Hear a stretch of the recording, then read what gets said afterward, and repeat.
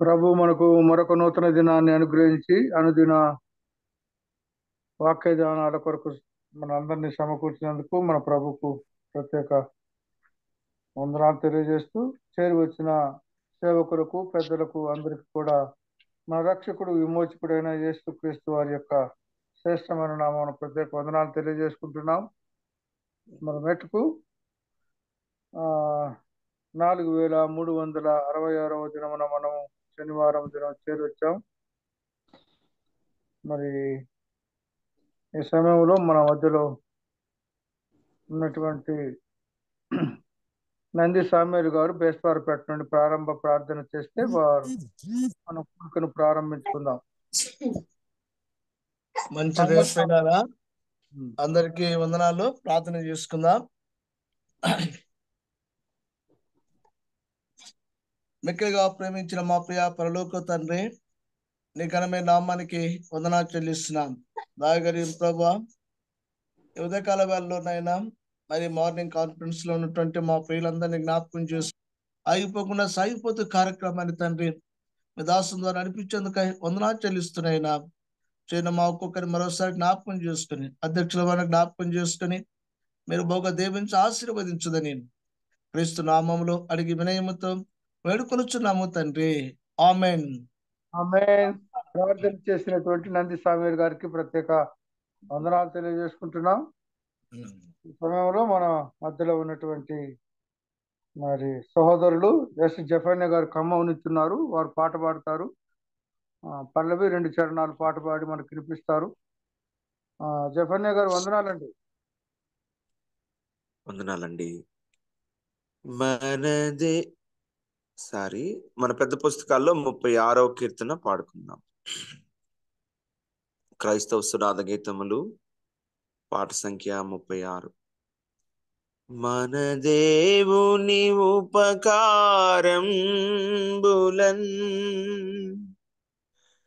మరువక మనమందరము, మన దేవుని ఉపకారంబులన్ మరువక మనమందరము, స్తుతించెదము గణపరచెదము, హల్లెలూయా పాడెదము. స్తుతించెదము గణపరచెదము, హల్లెలూయా పాడెదము. మన దేవుని ఉపకారంబులన్ మన పాపంబులు బాపెను, యేసుని రక్తముతో మన పాపములను బాపెను, యేసుని రక్తముతో క్షమించెను మన దోషముల్, కరుణాగల మన ప్రభువు క్షమించెను మన దోషముల్, కరుణాగల మన ప్రభువు. మన దేవుని ఉపకారంబులన్ మరువక మనమందరము, స్తుతించెదము గణపరచెదము, హల్లెలూయా పాడెదము. మన దేవుని ఉపకారంబులన్ శ్రమ దుఃఖంబులు వేదనల్ మరణపు రోదనలు, శ్రమ దుఃఖంబులు వేదనల్ మరణపు రోదనలు, తొలగించెను తోడైయుండి కరుణాగల మన ప్రభువు, తొలగించెను తోడైయుండి కరుణాగల మన ప్రభువు మన దేవుని ఉపకారంబులన్ మరువక మనమందరము స్తుతించెదము గణపరచెదము హల్లెలూయా పాడెదము స్తుతించెదము గణపరచెదము హల్లెలూయా పాడెదము మన దేవుని ఉపకారంబులన్. మంచిదండి. మంచిది. చక్కటి పాట పాడి వినిపించినటువంటి సహోదరుడు యేసు జఫన్న గారికి ప్రత్యేక వందనాలు తెలియజేసుకుంటున్నాం. ఈ సమయంలో మన చక్కటి సమయానికి చేరువచ్చాం. మరి మన మధ్యలో సహోదరులు జాన్ గుమ్మడి గారు సాంసన్ యుఎస్ఏ నుంచి ఇంగ్లీష్లో మనకు వర్తమానం అందిస్తారు. అలాగే తర్జుమా చేయటానికి బ్రదర్ జంగ సుధాకర్ గారు మార్టూరు నుంచి వారు ఉండగా, ఆ వాక్యము నిమిత్తము మన ప్రార్థనలో నవీన్ ముల్బాగల్ గారు ప్రార్థన గురించి వాక్యం గురించి ప్రార్థన చేయండి బ్రదర్. ఓకే బ్రదర్, నేను కన్నడలో చేస్తాను. తెలుగు అంతగా ఫస్ట్గా రాదు నాకే. కన్నడ చేయి, పర్వాలేదు, కన్నడ తెలుసులే. ಓಕೆ ಓಕೆ ಮಹಾ ಉನ್ನತನು ಸರ್ವಶಕ್ತಿವಂತನು ದೇವಾದಿ ದೇವನು ಆಗಿರುವಂತ ನಮ್ಮ ತಂದೆಯ ದೇವರೇ, ನೀವು ಸಲ್ಲಿಸಿವಪ್ಪ ಈ ಒಂದು ಮುಂಜಾನೆ ಸಮಯದಲ್ಲಿ ಕರ್ತನೆ ಅಪ್ಪ, ನಾವೆಲ್ಲರೂ ಸೇರಿ ಕರ್ತನೆ ಅಪ್ಪ, ವಿಧ ವಿಧ ಪ್ರಾಂತದಿಂದ ಕರ್ತನೆ ಅಪ್ಪ, ನೀವು ವಾಕ್ಯವನ್ನು ಕಲಿಯೋದಕ್ಕೋಸ್ಕರ, ನಿನ್ನ ಸವಾಸದಲ್ಲಿ ಕರ್ತನೆ ಅಪ್ಪ ನಾವು ಸೇರೋದಕ್ಕೋಸ್ಕರ ಈ ರೀತಿಯಲ್ಲಿ ನಮಗೊಂದು ಅವಕಾಶ ಮಾಡಿಕೊಟ್ಟಿದ್ದಕ್ಕಾಗಿ ನಿಮ್ಗೆ ಸ್ತೋತ್ರ ಸಲ್ಲಿಸ್ತೀವಪ್ಪ. ಹಾಗೆ ಕರ್ತನೆ ಅಪ್ಪ, ನಿಮ್ಮ ಕೃಪೆ ಮೇರೆ ಕರ್ತನೆ ಅಪ್ಪ ನಮ್ನೆಲ್ಲ ಒಟ್ಟುಗೂಡಿಸಿದಕ್ಕಾಗಿ ಸ್ತೋತ್ರ ದೇವ್ರೆ. ಈ ಸಮಯದಲ್ಲಿ ನಾವು ಕರ್ತನೆ ವಾಕ್ಯವನ್ನು ಕಲಿಯುವಾಗ ಆ ವಾಕ್ಯದ ಕರ್ತನೆಯಪ್ಪ ಬೋಧಿಸುವಂತ ಆ ಸೇವಕರನ್ನು ಕರ್ತನೆಯಪ್ಪ ನೀವು ಮುಟ್ರಿ ಆಶೀರ್ವದಿಸ್ರಿ ಕರ್ತನೆಯಪ್ಪ ದೇವ್ರೆ. ಸರಿಯಾದಂತ ಕ್ರಮವಾಗಿ ಕರ್ತನೆಯಪ್ಪ ವಾಕ್ಯವನ್ನು ಕಲಿತಾ ಇರುವಾಗ ದೇವ ನಿಮ್ಮ ಆ ಪವಿತ್ರಾತ್ಮನ ಸಹಾಯದಿಂದ ಕರ್ತನೆಯಪ್ಪ ನಾವೆಲ್ಲ ಕಲಿದುಕೊಂಡು ಕರ್ತನೆಯಪ್ಪ ಅನೇಕರಿಗೆ ಉಪಯೋಗಕರವಾಗಿ, ನಮ್ಮ ಜೀವಿತಕ್ಕೆ ಉಪಯೋಗಕರವಾಗಿ, ಎಲ್ಲರೂ ಕರ್ತನೆಯಪ್ಪ ಉಪಯೋಗಕರವಾಗಿ ಕರ್ತನೆ ಆ ಕಲಿಯಾಗಿ ನೀವು ನಡ್ಸ್ಕೊಡ್ಬೇಕು ಅಂತ ಬೇಡ್ತೀವಿ. ಬೇರೆ ಈ ಒಂದು ಸಂದರ್ಭದಲ್ಲಿ ಕರ್ತನೆಯಪ್ಪ ಹೇಳುವಂತ ವಾಕ್ಯಗಳು ಕರ್ತನೆಯಪ್ಪ ಇಲ್ಲಿರುವಂತ ಈ ಒಂದು ಮೀಟರ್ ಇರುವಂತ ಪ್ರತಿಯೊಬ್ಬರು ಕರ್ತನೆಯಪ್ಪ ತುಂಬಾ ಪ್ರಯೋಜನಕರವಾಗಿ ಕರ್ತನೆ ಅದು ಸಾರವಂತವಾಗಿ ಹೀರೋಗಿ ನಡ್ಸ್ಕೊಡ್ಬೇಕಂತ ಬೇಡ್ತಿದ್ದೇವೆ. ನೀವೇ ನಮ್ಮೊಟ್ಟಿಗೆ ಇದ್ದುಕೊಂಡು ನಡ್ಸ್ಕೊಡ್ತೀರಿ ಅಂದಾಗಿ ಅಪ್ಪ, ನೀವೇ ಆ ಎಲ್ಲಾ ವಿಚಾರದಲ್ಲಿ ಸಹಾಯಕರಾಗಿತ್ತು. ಈ ಒಂದು ವಾಕ್ಯ ಮೊದಲಿಂದ ಕೊನೆಯವರು ಕರ್ತನೆ ಯಾವ್ದು ಡಿಸ್ಟರ್ಬೆನ್ಸ್ ಇಲ್ಲದೆ ಎಲ್ಲರೂ ಕರ್ತನೆಯಪ್ಪ ವಾಕ್ಯವನ್ನು ಕೇಳಿ ಅರ್ಥ ಮಾಡ್ಕೊಳ್ಳೋ ಹಾಗೆ ಕರ್ತನೆಯಪ್ಪ ನೀವು ನಡ್ಸ್ಕೊಡ್ತೀರಿ ಅಂತ ಯೇಸು ನಾಮದಲ್ಲಿ ಬೇಡಿ ಹೊಂದಿದ್ದೇನೆ ತಂದೆ ದೇವ್ರೆ, ಆಮೇನ್. చక్కటి ప్రార్థన చేసినటువంటి నవీన్ ముల్బాగల్ గారికి ప్రత్యేక వందనాలు తెలియజేస్తున్నాం. ఈ సమయంలో మరి చక్కటి సమయానికి మరొకసారి చేరొచ్చాం. మన మధ్యలో బ్రదర్ జాన్ గుమ్మడి గారు సాంసన్ యుఎస్ఏ నుంచి ఉన్నారు. ఇంగ్లీష్లో వర్తమానం అందిస్తారు. తెలుగులో దానికి అనువదించడానికి బ్రదర్ జంగ సుధాకర్ బాబు గారు ఉన్నారు. మార్టూరు నుంచి వారు మనకు తర్జుమా చేస్తారు. We welcome to both. అన్న జాన్ గుమ్మడి అన్న వందనాలు. వందనాలు అన్న. Thank you. Continue. Thank you. వందనాలు. Dear brothers and sisters, thank you once again for inviting me into your midst. ప్రియ సహోదరి సహోదరులారా, మరొకసారి నన్ను ఇలాగ ఆహ్వానించినందుకు అందరికి హృదయపూర్వక వందనాలు. As always, it's been a privilege to be part of this group that kind of goes on and on every morning, and when I hear the numbers, it's mind-boggling. Since how long you have been meeting like this? మరి నిరంతరము నిరాటంకంగా ప్రతిదినము ఇలాగ అందరూ కూడా దేవుని సన్నిధికి వచ్చి మీరు దేవుని యొక్క సన్నిధానంలో సమయాన్ని గడపటాన్ని గురించి నేను వింటున్నప్పుడు, అలాగే ఆ సంఖ్య దినదినము అది వృద్ధి చెందుతున్నప్పుడు నేను చూసి నా హృదయం ఎంతగానో గంతులు వేస్తూ ఉంది. Imagine the angelic host, probably in much greater fashion, surrounding the throne of God and singing, Holy, Holy, Holy, and praising Him day and night without ceasing. ఉదాహరణకు ఇలాగూ మనము ఆలోచన చేద్దాం. ఆ పరిశుద్ధ దేవుని యొక్క సింహాసనం చుట్టూ ఆ దేవదూతల యొక్క సమూహం అంతా కూడా చేరి నిరంతరము దేవుని ఏం చేస్తున్నారు? పరిశుద్ధుడు, పరిశుద్ధుడు, పరిశుద్ధుడు అని ఆయన్ను ఆరాధిస్తూ ఉన్నారు. For a short meditation, let's turn our attention to the book of Job. మన యొక్క ధ్యానమునకై మనము యోబు గ్రంథానికి వెళదాం. Job chapter 1. యోబు గ్రంథం 1వ అధ్యాయం.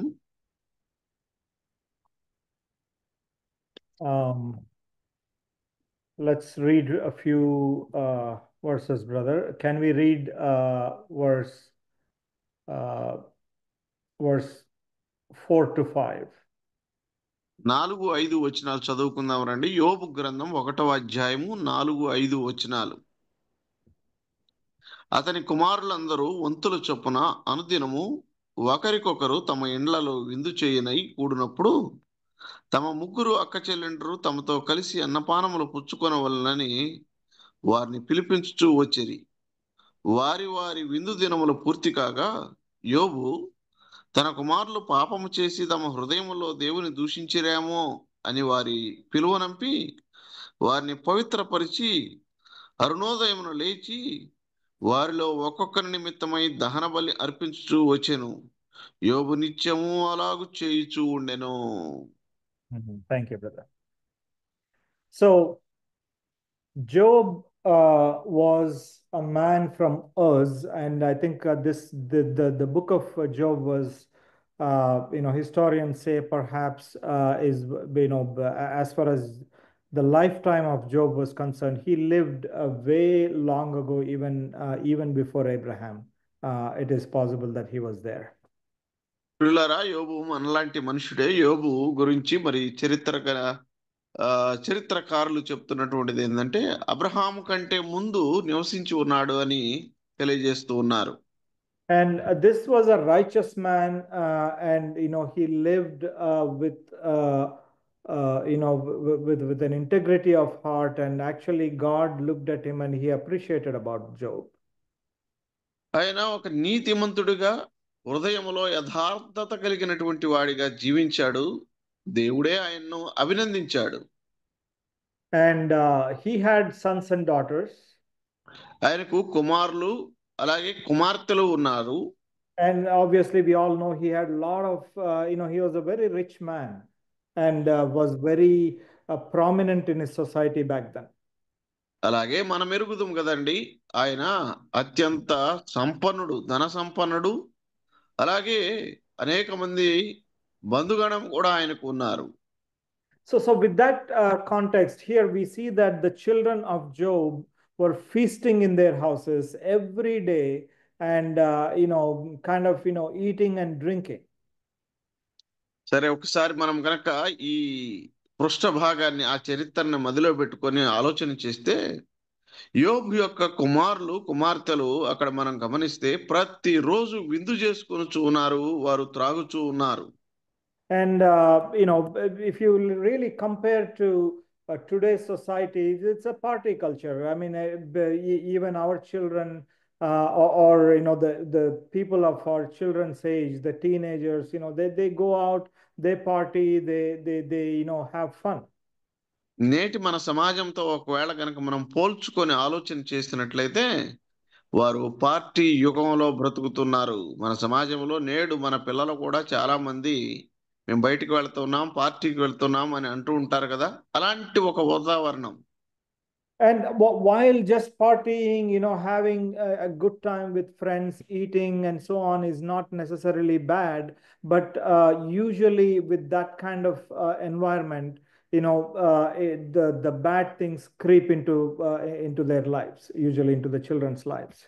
ప్రియులరా, పార్టీకి వెళ్ళటం అంటే స్నేహితులతో కలిసి సమయాన్ని గడపటం, అక్కడే తినటము, సమయాన్ని గడపటము అవేమి తప్పు కాదు. కానీ ఎప్పుడైతే అలాగూ చేసుకొనుచూ వెళ్తూ ఉండగా కొన్ని చెడు అలవాట్లు అనేవి వాటిలోకి దూరిపోతా ఉంటాయి, అప్పుడు తప్పు అన్నమాట. And we can see the, Job as a father, his concern about his children, and he was sanctifying them, each time they go out and, party and come back. He was sanctifying them, he was offering burnt sacrifices and so on and so forth, making sure that God would forgive them if they had, sinned and cursed against God. అయితే యోబు గారిని మనం గమనించినప్పుడు ఆయన దినదినము కూడా ఏం చేస్తున్నాడండి, దేవునికి బలులు అర్పిస్తున్నాడు. కారణం ఏమిటంటే, ఒకవేళ ఈ బిడ్డలు ఇలాగున పార్టీలో ఉన్నప్పుడు లేదా ఇలాగున చేస్తూ ఉన్నప్పుడు వారేమన్నా దేవునికి విరోధమైనటువంటి పనులు చేశారేమో, దేవుడు శపిస్తాడేమో అన్న ఆలోచనతో బలు అర్పిస్తున్నాడు. I don't know how many of you actually pray for your children and really constantly on your knees and begging God about your children, make sure they are not, getting diverted into wrong paths, and they are in the favor of the Lord, and they are not going astray and being captured by satanic devices. నాకైతే తెలియదులేండి మీలో ఎంతమంది దేవుని సన్నిధిలో గడుపుతున్నారో. మోకరించి ప్రభు పాదాలు పట్టుకొని మీ బిడ్డల నిమిత్తమై వారు దేవుని దృష్టిలో ఉన్నట్లు, దేవుని కృపకు పాత్రలో ఉన్నట్లు, దేవుని నుండి దూరం కాకుండానట్లు, అపవాది యొక్క చేతుల్లో పట్టబడకుండా ఉన్నట్లు దేవుని దగ్గర మొరపెడుతున్నారో నాకైతే తెలియదు. While if you have younger children, probably most of our parenting time usually goes in taking care of them, and they're not doing anything. Once you have children growing up, teenage and adult age and even beyond, I am sure I am not as experienced as many of you. You have children who are probably grown up. I'm sure you have a lot of worries about them. పిల్లలు చిన్నవారిగా ఉన్నప్పుడు మనం దేని గురించి అంతగా చింతించాం, అంతగా ఆలోచన చేయలే. కానీ వారు యవనస్తులై పెద్దవారవుతూ ఉన్నప్పుడు మనకు ఎన్నో రకాలైనటువంటి వేదనలు లేదంటే ఆలోచనలు, చింతలు వస్తూ ఉంటాయి. And here we see Job being, we could probably relate with Job as a father, and he is constantly at it, and he's constantly, going to God and begging him for mercy for his children. అయితే ఇక్కడ యోబును గురించి ఆలోచన చేయండి. అతడు నిరంతరము కూడా దైవ సన్నిధికి వెళ్ళి దేవుని దగ్గర ఒక రకంగా ఏం చేస్తున్నాడంటే అడుక్కుంటూ ఉన్నాడనమాట, ప్రభువా నా బిడ్డలను కనికరించు అని. And he's rising up early, very early he rises, and this is what he does. ఆయన వేకువనే లేచి చేస్తున్నటువంటిది ఇదే. And it tells about his priorities. I mean, the children are not something, I'll think of them later. When he wakes up, the first thing that comes into his mind is what my children would have done. I need to go to God and, ask for mercy, on their behalf. ఆయన ప్రాధాన్యత చూడండి, పిల్లలే లేదోలే తర్వాత చూద్దాంలే ఇప్పుడు కాదులే అనుకోలేదులే. కానీ ఆయన లెగవగానే ఆయనకున్నటువంటి ఆలోచన ఏంటంటే, నా బిడ్డలు ఒకవేళ ఏమన్నా తప్పిదములు చేశారేమో అని దేవుని దగ్గరికి వెళ్ళి క్షమాపణలు కోరుతూ ఉన్నాడు. And it says, thus did Job continually. It talks about his consistency. It is not one day thing. He is doing it over and over and over again, just the way you do your morning conferences. పిల్లరా, యోబు నిత్యము అలాగు చేయిచూ ఉన్నాడు, కొనసాగిస్తూనే ఉన్నాడు, ఆపలేదు. నిరంతరం అది ఒక ప్రక్రియగా. మీరు ఎలాగైతే ఈ కాన్ఫరెన్స్ లో అనుదినం వస్తున్నారో అలాగు నిరంతరము ఆయన కొనసాగించాడు.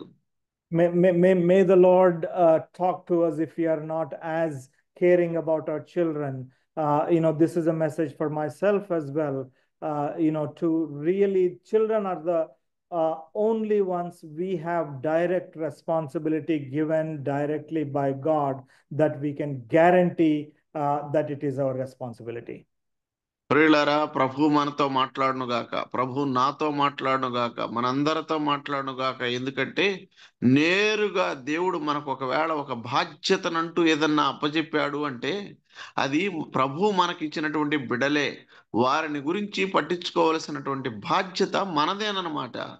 You can always argue whether God has given the responsibility of the leadership in your church or responsibility of the of a leadership in your company where you work, and various organizations and so on and so forth, because you don't know whether it is really given by God or is it something that you have you have longed and achieved. Whereas children, as far as children is concerned, God has given, and it is your responsibility and my responsibility to make sure they are in favor of God as long as we are alive. సంఘములో ప్రియులరా, ఒకవేళ నీకు బరువు బాధ్యతలు ఇవ్వబడ్డాయో లేదో నాకు తెలియదు. నువ్వు పనిచేసేటువంటి సంస్థలో నీకు పెత్తనము లేదా అధికారం ఇవ్వబడిందో లేదో తెలియదు. లేదంటే నువ్వు అనుకుంటున్నటువంటి ఆ స్థాయి, ఆ స్థితి నీకు వస్తుందో లేదో నాకు తెలియదులే, కానీ నేరుగా దేవుడు నీకు ఒక బాధ్యతనంటూ ఇచ్చాడు అంటే అది కేవలం పిల్లలే. అది ఈ భూమి మీద ఉన్నంత వరకు ఆ బాధ్యతను మనము నిర్వర్తించాలి. So I'm trying to kind of glean some things, some lessons from the book of Job. Obviously, we cannot do all 40 chapters, but I'm gonna, pick and choose a few passages here and there in Job and see if we can, make sense out of it. యోబు గ్రంథంలో ఉన్నటువంటి 40 అధ్యాయాల్లో నుంచి మనం ధ్యానం చేయాలంటే అది అసాధ్యమైనటువంటి పని. కానీ కొన్ని విషయాలు అక్కడ నేను కొన్ని వేరి మీకు పంచాలని ఆశపడుతూ ఉన్నాను. Let's turn to same chapter, verse 6. Can you read that, brother? 6 and 7. ఇదే అధ్యాయము ప్రియులరా, ఇదే అధ్యాయం 1వ అధ్యాయం 6వ వచనం కూడా చదువుకుందామా? దేవదూతలు యెహోవా సన్నిధిని నిలుచుటకై వచ్చిన దినం ఒకటి తటస్థించెను.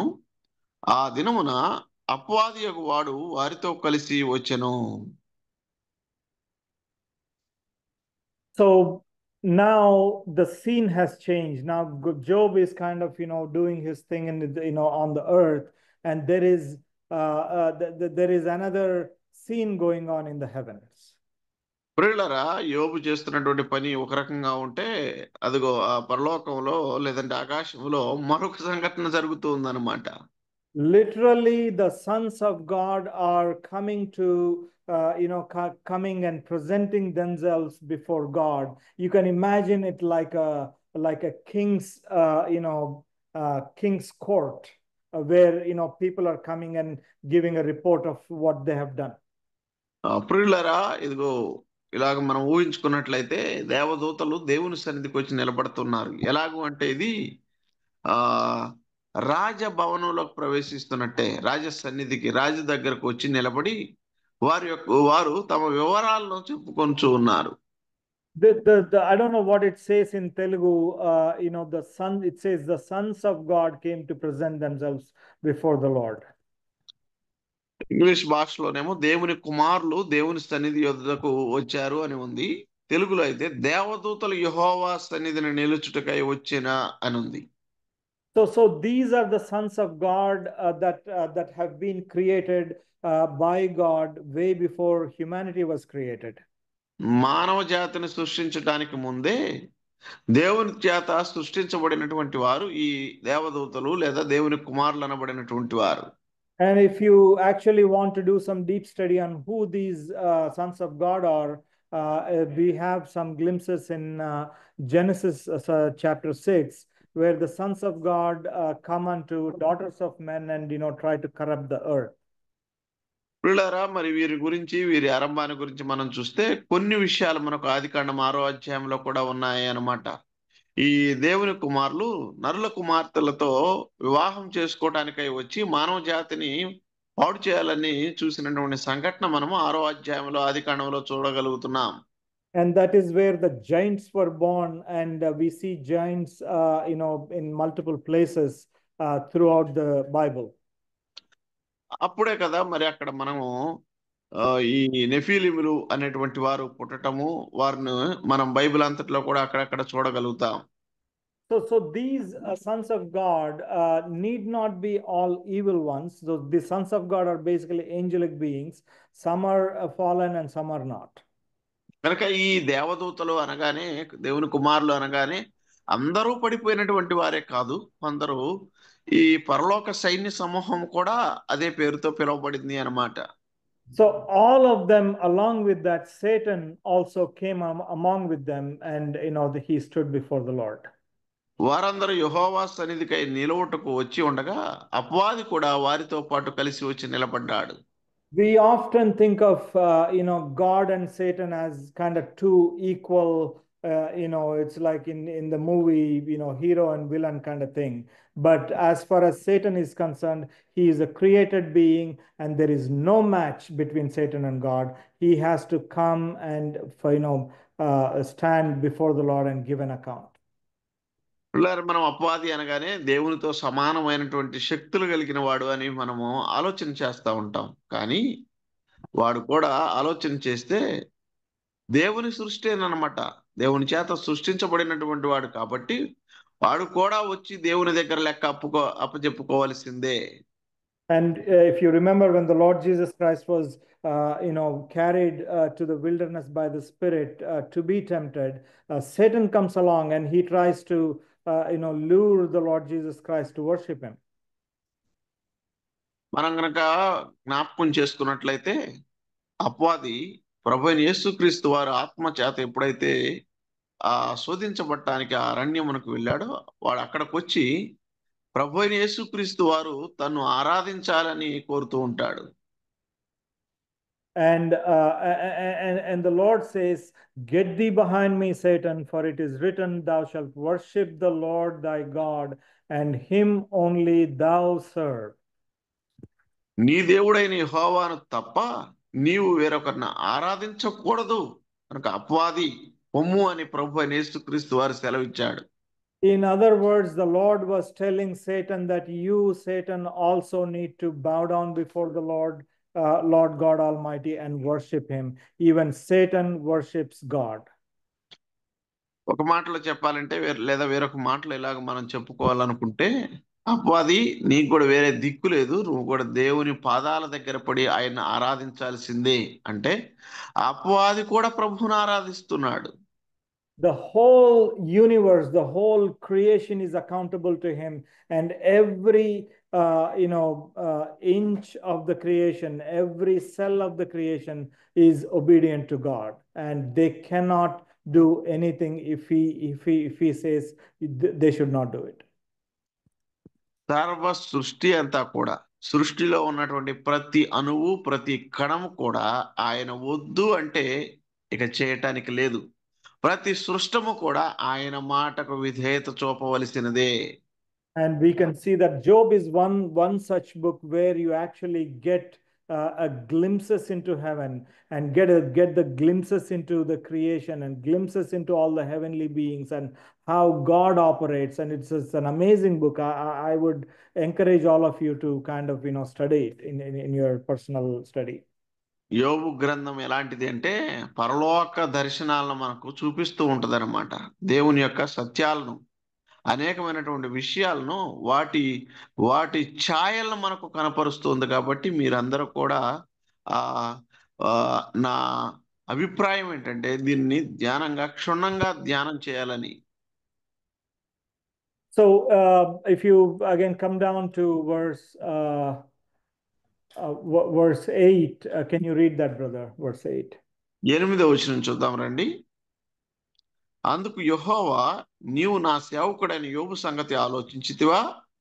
అతడు యథార్థవర్తనుడును న్యాయవంతుడున్నాయి, దేవుని యందు భయభక్తులు కలిగి చెడుతనము విసర్జించిన వాడు. Sorry, but can you read the previous verse where God asks Satan, "Where are you coming from?" And he says he's going to and fro. Yes. 7 verse 7. యెహోవా, నీవు ఎక్కడ నుండి వచ్చితివని వారిని అడగ్గా, అపవాది భూమి మీద ఇటు అటు తిరుగులాడుచు అందులో సంచరించుచూ వచ్చితినని యెహోవాకు ప్రత్యుత్తరం ఇచ్చెను. The Satan has been going to and fro on earth all the time. అపవాది చూడండి నిరంతరము ఆ మూల నుంచి ఈ మూలకి ఈ మూల నుంచి ఆ మూలకు తిరుగుతూనే ఉంటాడు. Um, so I think in Peter, 2 Peter, I think, we have a verse saying, Peter says, the devil is like a lion, looking whom he may devour. పేతురు పత్రికలో మనం చదువుతాము కదండి, అపవాది గర్జించు సింహం వలె ఎవడని మింగుదునా అని తిరుగులాడుచూ ఉన్నాడు అని మనం చదువుతున్నాం. So there is always a danger. There is always, Satan is trying to catch somebody, and that is exactly the reason why Job was, trying to make sure his children are not tempted and, kind of lured by Satan, and that they're not cursing God. And that is the reason, because Satan is actively at work. అపవాది చూడండి ఎవడిని మింగుదునా అని వాడు తిరుగులాడుచూ ఉన్నాడు కాబట్టి, అదే కదా కారణం యోబు నిరంతరము దేవుని సన్నిధికి వెళ్ళి అలాగ దేవుని దగ్గర ధూపం వేయటానికి కారణం ఏంటంటే అపవాది తన పనిలో నిమగ్నమై ఉన్నాడు. Even I don't recall the verse. Even God says, his eyes are going, all over the earth. Whose eyes? God's are. God's eyes. Yeah, యెహోవా కన్నులు భూసంచారం చేస్తూ ఉన్నాయని దేవుని వాక్యంలో మనం ఎరుగుదాం కదా. So along, it's not only Satan. As much as Satan is kind of going to and fro on earth, even God's eyes are going to and fro on earth, making sure his children have hedge around them. ప్రియులారా, అపవాది అలాగ భూసంచారం చేస్తూ ఉన్నాడులే కానీ దేవుని యొక్క నేత్రములు, దేవుని కన్నులు తన బిడ్డల కొరకు ఏమండి అవి కూడా భూసంచారం చేస్తూ ఉన్నాయి. దేవుడు తన బిడ్డలను ఆయన కాస్తూ ఉన్నాడు అన్నమాట. Dear brothers and sisters, this is probably, another lesson that we can probably remind ourselves of, that, the Christian life is not a life of, cakewalk. You have difficulties, you have temptations, and Satan is not just sitting around and, letting you have an easy Christian life. క్రైస్తవ జీవితం అంటే ఏదో విలాసంగా వెళ్ళిపోయేది కాదు అనమాట. క్రైస్తవ జీవితంలో కష్టాలుంటాయి, నష్టాలుంటాయి, ఇబ్బందులు ఉంటాయి. అపవాది నిన్ను అంత తేలిగ్గా వదిలిపెట్టడు. But at the same time, we do have God on our side, and he that is in you, greater is he that is in you than the one that is in the world. అయితే గుర్తుపెట్టుకోండి, అదే సమయంలో దేవుడు మన పక్షమున ఉన్నాడు. ప్రభువైన యేసుక్రీస్తు వారు నీలో ఉన్నవాడు లోకములో ఉన్నవాని కంటే గొప్పవాడు అని తెలియజేశాడు. And let's come down to verse 8, brother, if you could read verse 8. 8వ వచనం చదువుకుందాం. అందుకు యెహోవా, నీవు నా సేవకుడైన యోబు సంగతి ఆలోచించితివా? అతడు యథార్థవర్తనుడును న్యాయవంతుడునై దేవుని యందు భయభక్తులు కలిగి చెడుతనమును విసర్జించిన వాడు, భూమి మీద అతని వంటి వాడు ఎవడనూ లేడు అని అడుగగా. Do you know what a gossip is? ప్రియులారా, ఎంత గొప్ప ఒక రకమైనటువంటి విషయం ఇది. Usually we as humans, we have a habit of gossiping about someone else who is not in our midst, but most of the times it is something bad. We kind of, tell bad things about somebody who is not in our midst. మన మధ్య లేనటువంటి వారిని గురించి మనం ఎంతగా చెడుగా మాట్లాడుకుంటూ ఉంటాం. But here we see that God is talking to Satan about a third person who is not in their midst, which is Job, but he is giving an amazing testimony about Job to Satan. What a testimony it is. కానీ వారి మధ్య లేనటువంటి వ్యక్తి అయినటువంటి యోబును గురించి దేవుడు ఎంతటి గొప్ప సాక్ష్యాన్ని ఇస్తూ ఉన్నాడండి. మనమే గనక ఇద్దరం గనక చేరితే మన మధ్య లేనటువంటి మనిషిని గురించి ఎన్ని పుకార్లు పుట్టిస్తూ ఉంటాం. Exactly. So God was asking Satan, have you considered my servant Job? He was literally, in a way, challenging Satan and putting Job in front. This is my guy. Can you win against him? ప్రియులారా, ఒక రకంగా దేవుడు చూసినట్లయితే యోబును ముందుకు తీసుకొచ్చి, ఇదిగో నా మనుషుడు ఇతనే, నీవు ఏ విధంగానైనా సరే ఇతన్ని నువ్వు పట్టుకోగలుగుతావా అంటున్నాడు, సవాలు విసురుతున్నాడు. And in verse 10, it says, Satan says, has thou not made an edge about him and about his house and about all that he hath on every side? Thou hast blessed the work of his hands, and his substance is increased in the land. And therefore he is, obedient, and he is righteous. నీవు అతనికి అతని ఇంటి వారికి కలిగిన సమస్తమును చుట్టూ కంచె వేస్తూ కదా, నీవు అతన్ని చేతి పనిని దీవించి ఉండుట చేత అతని ఆస్తి దేశంలో బహుగా విస్తరించుచున్నది, అందువల్ల అతడు నీతిమంతుడిగా ఉన్నాడు అని తెలియజేస్తున్నాడు. So God has put a hedge around Job and his family. దేవుడు యోబు చుట్టూ, యోబు యొక్క కుటుంబం చుట్టూ కంచె వేసి ఉన్నాడు. Even all the children of God, he puts that hedge around us that makes sure that we are not accidentally getting destroyed. ప్రియులారా, దేవుడు తన పిల్లల చుట్టూ కంచె వేస్తూ ఉన్నాడు. అందుకనే క్రైస్తవులుగా ఉన్నటువంటి మనకు, దేవుని పిల్లలుగా ఉన్నటువంటి మనకు ఆకస్మికమైనటువంటివి సంభవించి నాశనము కాకుండా దేవుని కాపుదల ఉంది. So every little piece of protection that we think, oh, we were lucky, in fact, think of it as God's hand protecting you. మనము తప్పించబడ్డాము, ఇదిగో ఒక చిన్న సెకండ్లో లేదంటే ఒక చిన్న విషయంతో నేను ఇలాగ తప్పించబడ్డాను అని అంటూ ఉంటాం చూసారా, అదంతా కూడా దేవుని కాపుదల అనేది గుర్తుపెట్టుకోవాలి. And God is almost like he sets all the boundaries to everything, even to Satan. He tells the waves of the ocean to come thus far and no further. He exactly commands up to where the waves need to come and stop, and they do stop. దేవుడు మన చుట్టూ కంచె వేశాడు. అపవాది మనల్ని ముట్టడానికి కూడా వాడికి ఒక సరిహద్దును దేవుడు నియమించాడు. ఎలాగంటే సముద్ర తరంగాలు తమకు నియమించబడినటువంటి సరిహద్దుల వరకే వచ్చి మరలా తిరిగి వెనక్కి వెళతాయి చూసారా, అలాగునమాట. So now Job says, eventually God, makes that challenge, and Satan says, well, you have put a hedge around him. God says, okay, I will take it away. Do not touch his life. Take everything that he has. And Satan, long story short, Satan takes his children, his property, his health, and everything. And all Job is left with is, just with life, sitting in ashes, and he's crying. పిల్లరా, అపవాది లాగున యోబు మీద నీవు యోబు చుట్టూ కంచె వేసావు కాబట్టి అతడు అలాగూ భక్తిపరుడుగా ఉన్నాడు, నిన్ను ఆరాధిస్తున్నాడు. ఒకసారి నువ్వు అతని దగ్గర ఉన్నటువంటి ఇవన్నీ ఆ కంచె తీసివేసావు అంటే అతడు నిన్ను ఏం చేస్తాడో లేదా నిన్ను ఎలా ఆరాధిస్తాడో చూడు అంది.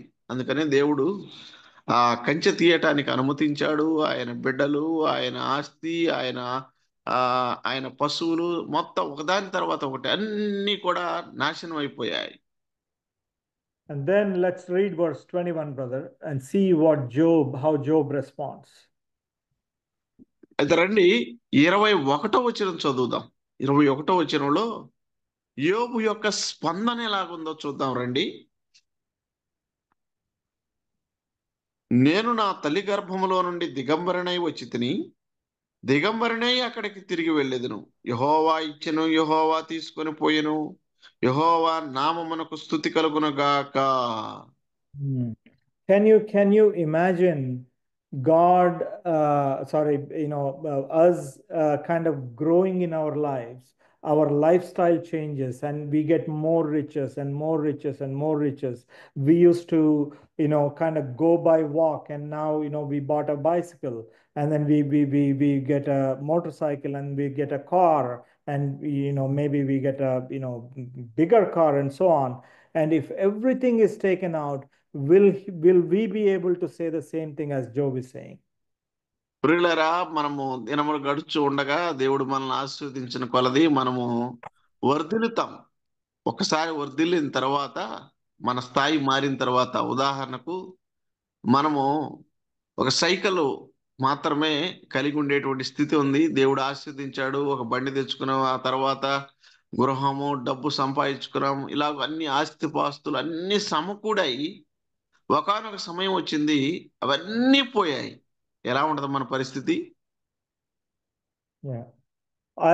I kind of remember when I was young, my uncle, I don't know, many of you probably would know, Alexander Garu, he lost his daughter. మరి నేను వచ్చిన వాడిగా ఉన్నప్పుడు మా అంకుల్ గారు, మీరందరూ కూడా చాలా మంది ఎరుగుదురు, అలెగ్జాండర్ గారు, వారు తమ కుమార్తెను కోల్పోయారు. And she was very young at that time, around 18 or 19 years old. ఆమె కేవలం 18 లేదా 19 సంవత్సరాల యువతి మాత్రమే. And I was also very young. I kind of vaguely remember. And then when everyone was crying, and then one of his sons, I think it was Jason Anna, who quoted this verse. He said, the Lord gave, the Lord took away. Jason అన్నగారు, నేను కూడా ఆ దినాల్లో ఉన్నాడుగా ఉన్నాడు, కానీ నాకు బాగా గుర్తుంది ఏంటంటే, ప్రభు ఇచ్చెను, ప్రభు తీసుకొను అన్నటువంటి మాటను ఆయన అక్కడ ప్రస్తావించారు. It is such an amazing thing how the word of God, comes at the right time in our circumstances, and then, kind of, how do you say, strengthens us and gives us a perspective at a time when we think it is impossible for us to recover. A brother who lost his sister is able to say at that time, the Lord gave, the Lord hath taken away. Blessed be the name of the Lord our God.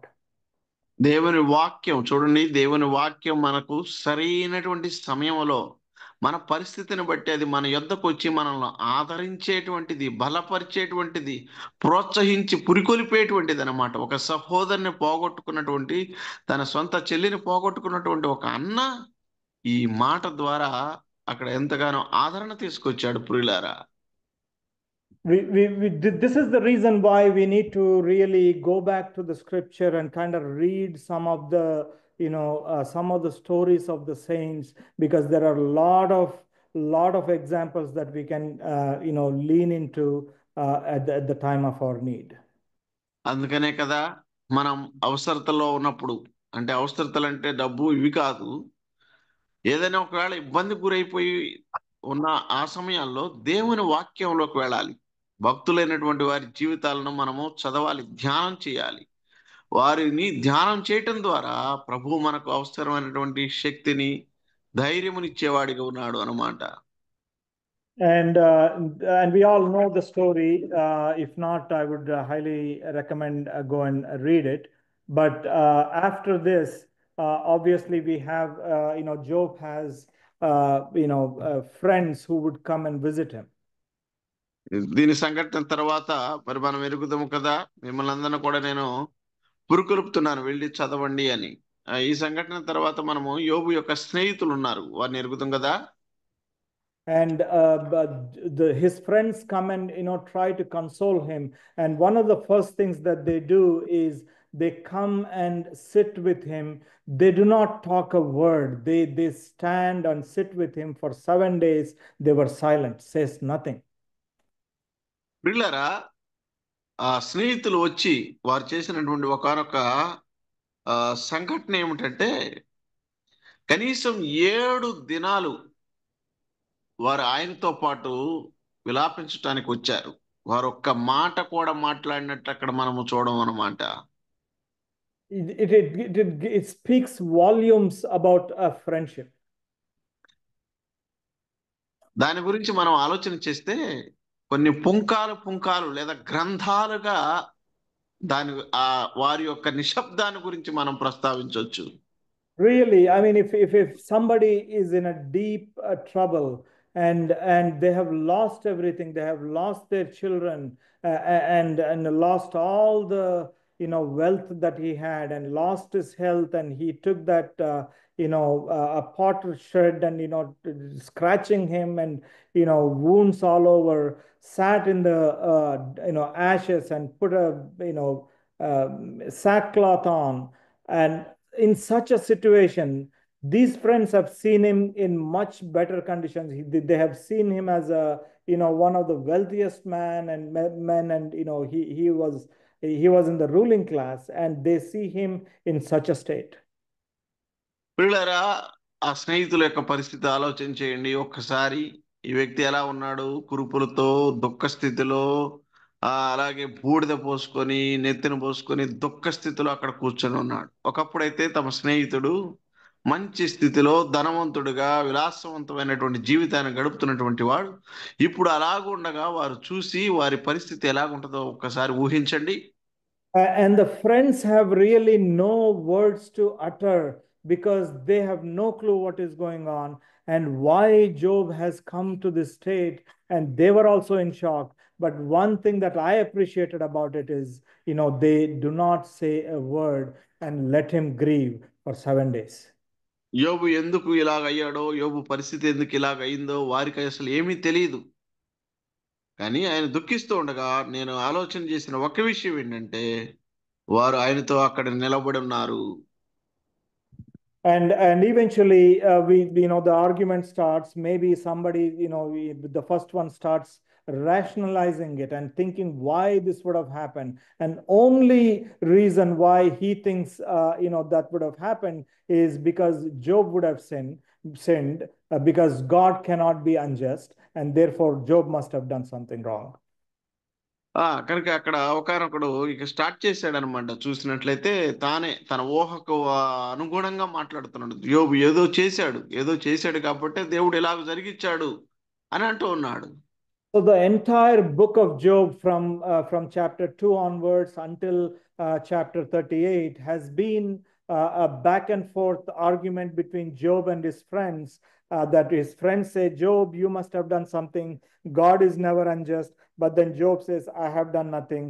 Why do you think God is just inflicting pain upon me for no reason? దేవుడు అనీతిమంతుడు కాదు కదా, దేవుడు నీతిమంతుడు కాబట్టి నువ్వేదో చేసావు కాబట్టి నీకు ఇలా జరుగుతుంది అని 2వ అధ్యాయం మొదలుకొని 38వ అధ్యాయం వరకు ఇలాగన వాద ప్రతివాదనలు జరుగుతూనే ఉన్నాయి. Just let us look at Job's argument in chapter 9. Can we turn to Job chapter 9, please? 9వ అధ్యాయానికి వెళదామా? రండి. యోబు యొక్క వాదన మనము 9వ అధ్యాయంలో గమనిద్దాం. Let's read from verse 20 all the way to 35. Can you read it, brother? Yes.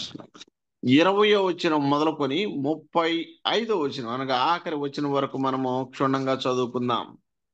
నా వ్యాజ్యము న్యాయమైనను, నా మాటలు నా మీద నేరం మోపును. నేను యథార్థవంతుడనైనను, దోషి అని ఆయన నన్ను నిరూపించును. నేను యథార్థవంతుడనైనను, నాయందు నాకు ఇష్టము లేదు. నేను నా ప్రాణమును తృణీకరించుచున్నాను. ఏమి చేసినను ఒక్కటే. కావున యథార్థవంతులనేమి దుష్టులనేమి భేదము లేకుండా ఆయన అందరినీ నశింపజేయుచున్నాడని నేను వాదించుచున్నాను. సమూల ధ్వంసము ఆకస్మికముగా కలిగి నాశనము చేయగా నిర్దోషుల ఆపదను చూచి ఆయన హాస్యము చేయును. భూమి దుష్టుల చేతికి అప్పగింపబడి ఉన్నది. వారి న్యాయాధిపతులు మంచి చెడలు గుర్తింపు లేకుండా ఆయన చేయును. ఆయనగాక ఇవి అన్నీ జరిగించువాడు మరెవడు? పరుగు మీద పోవు వాని కంటే నా దినములు త్వరగా గతించుచున్నవి. క్షేమము లేకయే అవి గతించిపోవుచున్నవి. రెల్లు పడవలు దాటిపోవునట్లు అవి జరిగిపోవును.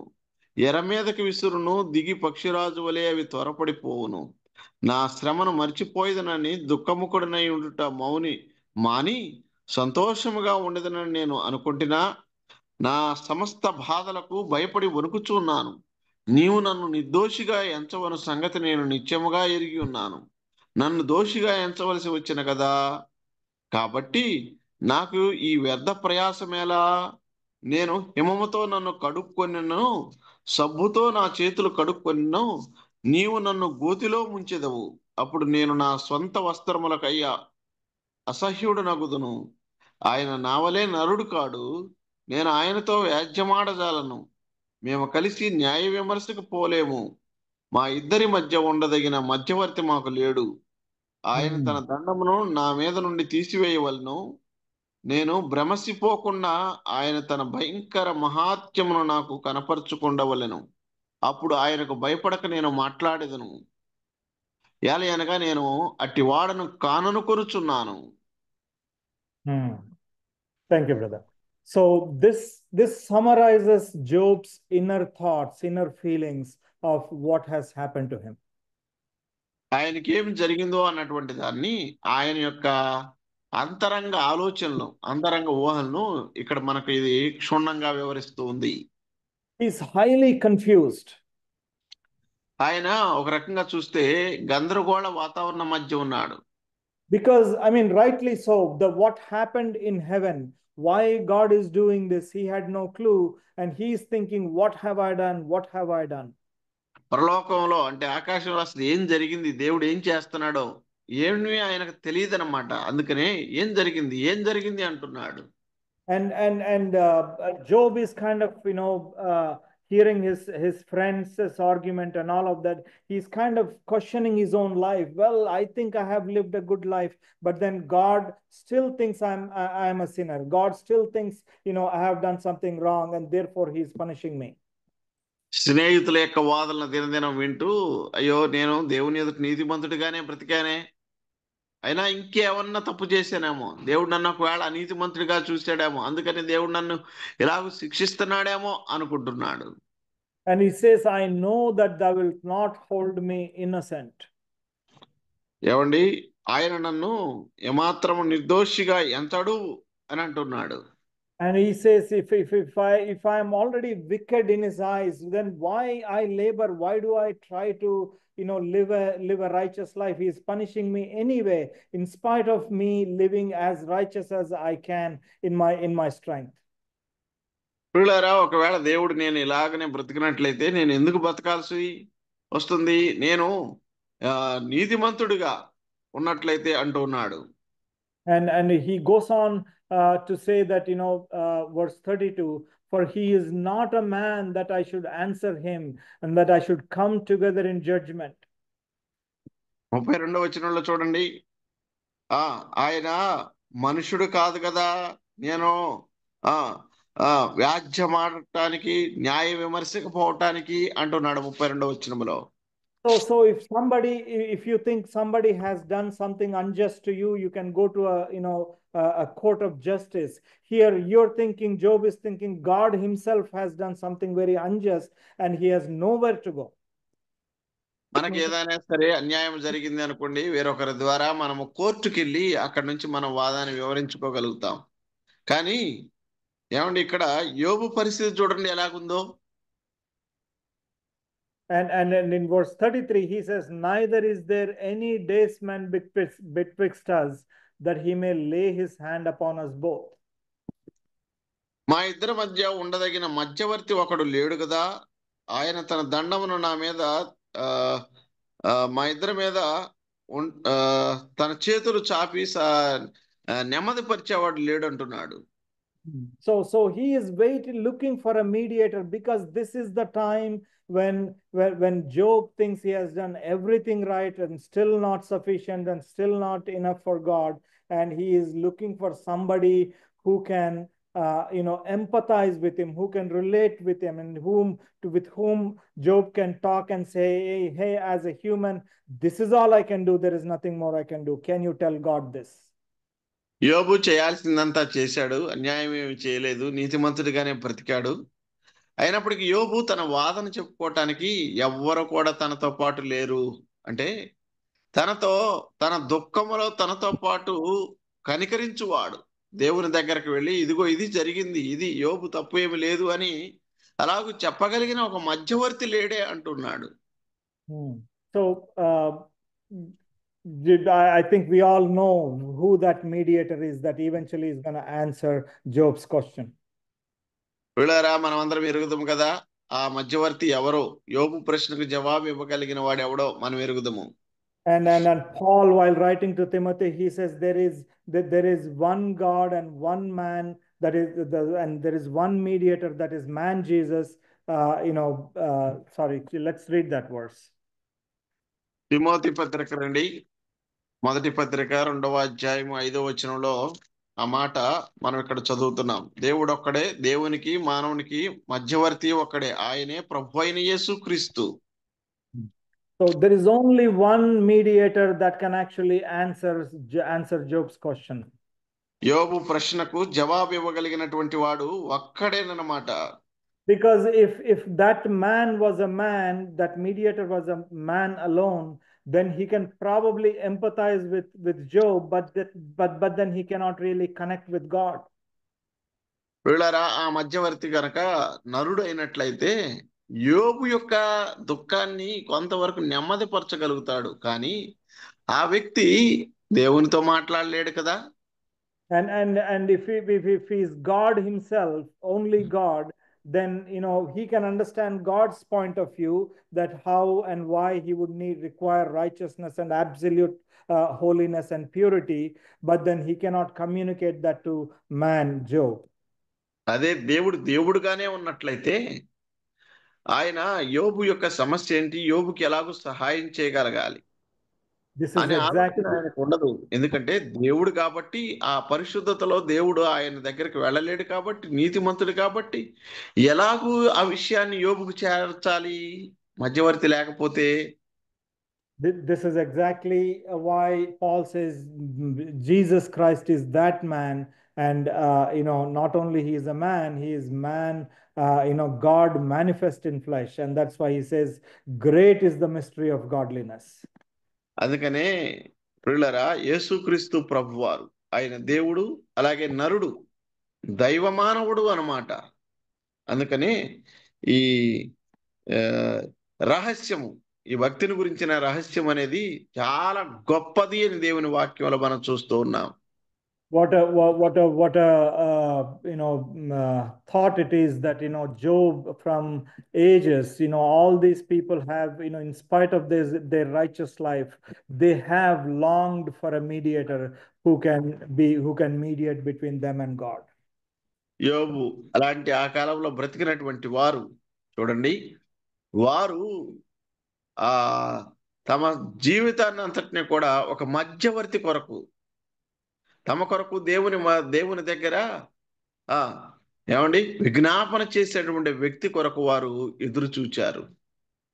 And let's turn to Job chapter 38 verse 1, brother. యోబు గ్రంథం 38వ అధ్యాయము 1వ వచనాన్ని చూద్దాం రండి. యోబు గ్రంథం 38:1. అప్పుడు యెహోవా సుడిగాల్లో నుండి ఇలాగ యోబునకు ప్రత్యుత్తరం ఇచ్చెను. So God appears finally to Job and he starts asking some questions. చివరికి చూడండి, దేవుడు యోబుకు ప్రత్యక్షమయ్యి దేవుడు కొన్ని ప్రశ్నలు వేస్తున్నాడు యోబుని. And after all the conversation with God, we don't have time to go over all of that. Job realizes that it is not so much about his wickedness. Actually, God's righteousness and his lofty standards are way too high that he cannot reach. పిల్లరా, అతని తప్పిదము కాదులే, కానీ దేవుని యొక్క కనికరము, ఆ దేవుని నీతి న్యాయాలు అవి ఎంత దూరమైనవో వాటిని అసలు నేను చేరుకోలేనే అన్న ఆలోచనకు యోబు వచ్చాడు. And can you go to 42, chapter 42, brother? 42వ అధ్యాయానికి వెళదామా? And his reaction is Job now talks to God, and finally he says, verse 5 and 6. యోబు యొక్క ప్రతిస్పందన చూడండి. చివరికి యోబు ఎలాగ ప్రతిస్పందించాడో చూద్దాం రండి. 5, 6 వచనాల్లో, వినికిడి చేత నిన్ను గూర్చిన వార్త నేను వింటిని, అయితే ఇప్పుడు నేను కనులారా నిన్ను చూచుచున్నాను, కావున నన్ను నేను అసహించుకొని ధూళిలోనూ బూడిదలోనూ పడి పశ్చాత్తాపడుచున్నాను. So a man like Job, who was righteous, and God himself says he's an upright man, such a man himself when he encounters God, when he looks at himself in the light of the holiness of God, in light of the righteousness of God, he says, I abhor myself and I repent in dust and ashes. ఏమంటే యోబు లాంటి మనుషుడు దేవుని ఎదుట నిలబడలేనటువంటి వాడు బ్రతిమలాడుతున్నాడు. ఏమనంటే, అదిగో నన్ను నేను అసహించుకున్నాను, బూడిదలో పడి నేను పశ్చాత్తాపడుచున్నాను అంటున్నాడు. And what a testimony we have of Job. Right from the time he was a righteous man, lost everything and had all the right reactions until he was, stirred by his friends to kind of, say that I have done nothing wrong. And then he realizes that God's lofty standards are way beyond his reach. And eventually he says, I repent in dust and ashes. యోబు ఎలాంటి జీవితం కలిగినటువంటి వాడు, ఏమంటే దేవుని కొరకు ఎలా బ్రతికినటువంటి వాడు. తాను ఇలాగున దేవుని చేత పరీక్షించబడినప్పుడు, స్నేహితుల చేత దూషించబడుతున్నప్పుడు యోబు చూడండి, దేవుని దగ్గర ఇలాగ పశ్చాత్తాపడి దేవుని ఉన్నతమైనటువంటి మార్గాలను, ఆయన ఆలోచనలు అందుకోలేనటువంటి వాడిగా ఉన్నాను అని పశ్చాత్తాపడి దుమ్మి పోసుకొని బ్రతిమలాడుతూ ఉన్నాడు. May the Lord bless these thoughts for us. Thank you for the opportunity. ప్రభు ఈ తలంపులను మన వినికిడిలో దీవించునుగాక. మరొకసారి అవకాశం ఇచ్చినటువంటి పెద్దలకు నా హృదయపూర్వక వందనాలు. థ్యాంక్ యూ మంచిది.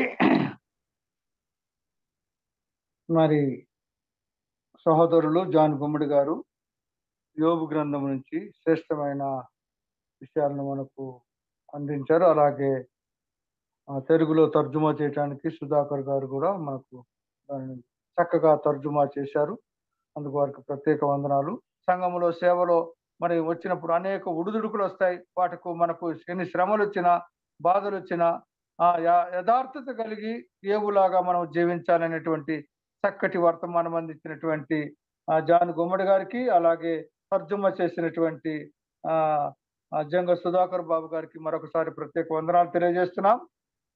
మరి సమయంలో ప్రారంభ ప్రార్థన చేసినటువంటి మరి సహోదరులు ప్రార్థన చేయండి. తండ్రి పరిశుద్ధుడా, నీకు వందనాలు, స్తోత్రాలు, స్తుతులు చెల్లిస్తున్నావు ప్రభా. ఈ ఉదయకాల సమయంలో ప్రభా, మీరు ఏర్పాటు చేసినటువంటి ఈ జూమ్ కార్యక్రమాన్ని బట్టి వందనాలు ప్రభా. ఏర్పాటు చేసిన దాసులను బలపరచండి, ఆశీర్వదించి దీవించమని ప్రార్థన చేస్తున్నాం. వారికి ఇచ్చినటువంటి తలంతులను బట్టి వందనాలు ప్రభా. నీ సేవకైనా తండ్రి వారు బలపరిచారు, వారిని ఏర్పాటు చేసుకున్నారు. ఈ జూమ్ లో నా తండ్రి పాల్గొన్నటువంటి ప్రతి వారిని కూడా మీరు దీవించి ఆశీర్వదించి బలపరచమని ప్రార్థన చేస్తాం. సకలైనటువంటి వాక్యం చెప్పినటువంటి దాసులను ప్రభా పరిపూర్ణమైన శక్తితో నింపి బలపరిచారు. నీ వాక్యానుసారంగా నడవడానికి నడుచుకోవడం నా తండ్రి నీ దాసుల ద్వారా మాకు నేర్పించినటువంటి ఆయన వాక్య సందేశాన్ని బట్టి వందనాలు. అలాగా బలపరుస్తున్నారు. వారి కుటుంబాన్ని దీవించాల్సిన ప్రార్థన చేస్తాం. అదేవిధంగా నా తండ్రి నడిపిస్తున్నటువంటి దాసుని బట్టి వందనాలు. వారిని బలపరిచారు, దీవించారు.